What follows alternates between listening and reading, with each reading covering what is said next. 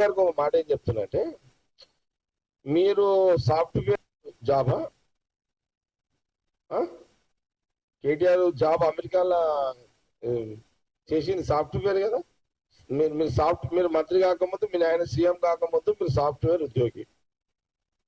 ఈ సాఫ్ట్వేర్ ఉద్యోగి టెక్నాలజీ, ఈ ఐటీ టెక్నాలజీ ఇది తెచ్చింది ఎవరు? ఆ రోజు ఈ దేశంలో తీసుకొచ్చి దాన్ని డెవలప్ చేసింది ఎవరు? దట్టు ఉమ్మడి రాష్ట్రంలో తీసుకొచ్చి చేసింది ఎవరు? రాజీవ్ గాంధీ గారు ప్రధానమంత్రి. ఆ రోజు ముఖ్యమంత్రి ఎవరు? నెదురుమల్లి జనార్దన్ రెడ్డి గారు. ఆయన ఇంట్రడ్యూస్ చేసిన ఐటీ టెక్నాలజీ, మరి ఆయన తెచ్చిన టెక్నాలజీ నువ్వు చదువుకొని నువ్వు ఉద్యోగం పోయి ఇది కూడా మర్చిపోయినావా కేటీఆర్ గారు? మనం ఎట్లా మనం హిస్టరీని మర్చిపోతే ఎట్లా మీరు? ఇప్పుడు చూడండి, గ్రామాభివృద్ధి కోసం పంచాయతీరాజ్ చట్టం తీసుకొచ్చాడు. ఆ చట్టంలో మహిళలు 50% మహిళలకు ఆ చట్టం ఏంటి? సర్పంచులు లోకల్ బాడీ ఎలక్షన్ నిధులు కూడా అక్కడి నుంచే ఖర్చు పెట్టుకుని ఒక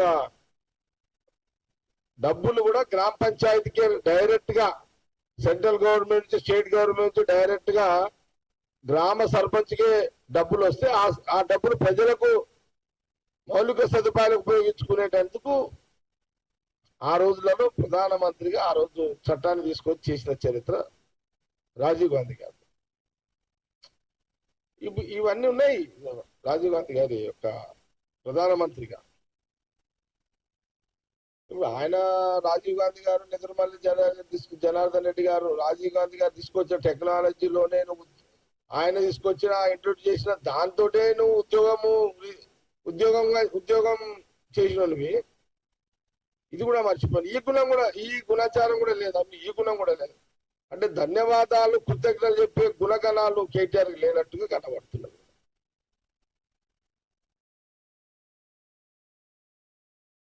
ఇప్పుడు నువ్వు స్టాచ్యూ తీసేస్తా అంటున్నావు.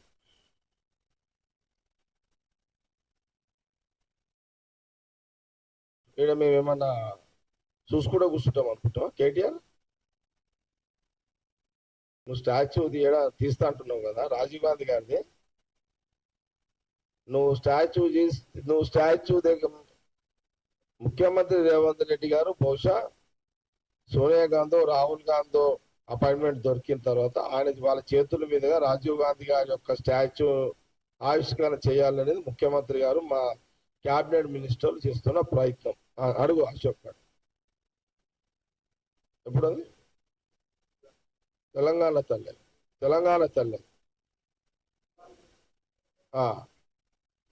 అది. ఇక మేమేమంటామంటే ముఖ్యమంత్రి రేవంత్ రెడ్డి గారు, మా మినిస్టర్లు, కాంగ్రెస్ పార్టీ రాజీవ్ గాంధీ స్టాచ్యూ ఆవిష్కరణ సోనియా గాంధీ, రాహుల్ గాంధీ చేతుల మీదుగా త్వరలో ముఖ్యమంత్రి గారు డిసైడ్ చేసి డేట్ డిక్లేర్ చేయడం జరుగుతుంది. అది ఆవిష్కరణ జరుగుతుంది. నువ్వేమంటున్నావు? మీరు పెట్టిన స్టాచ్యూ తీస్తా అని మీరు ఏదో మాట్లాడారు. ఈరోజు 2 రకాల స్టేట్మెంట్లు వచ్చినాయి. నిన్న స్టేట్ మీద మాట్లాడుతున్నా. నేను ఇంకా మొత్తం రాలే, ఇంకా మెల్లమెల్లంగా వస్తా, స్టెప్ బై స్టెప్ వస్తా, తొందర ఏం లేదు. ఇప్పుడు నిన్న స్టేట్ మీద మాట్లాడుతున్నాం. మరి నువ్వు ఎప్పుడు తీస్తావు? నువ్వు ఈ 4 సంవత్సరాల 4 నెలలు అయితే నీకు ముట్టుకోనికే రాదు. నీకు అంత దమ్ము, అంత ఆ ధైర్యము నీకు లేదు, ఆ దమ్ము నీకు లేదు. అంటే నెక్స్ట్ అంటే మీ గవర్నమెంట్ వస్తుందేమో అని ఆశాభావంతో అప్పుడు తీసేస్తాను నువ్వేదో మాటలు చెప్పినావు.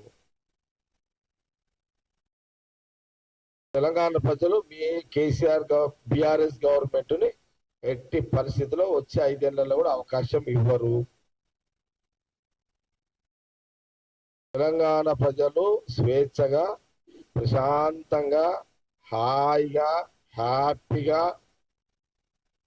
సంతోషంగా జీవించాలి, నిద్రించాలి, స్వేచ్ఛగా బ్రతకాలి, స్వతంత్రంగా జీవించాలి అని తెలంగాణ ప్రజలు కోరుకుంటున్న క్రమంలో వచ్చే 5 ఏళ్ళు కూడా కాంగ్రెస్ పార్టీ గవర్నమెంటే ఉంచుతారు తెలంగాణ ప్రజలు. మా కాంగ్రెస్ పార్టీ విశ్వాసం.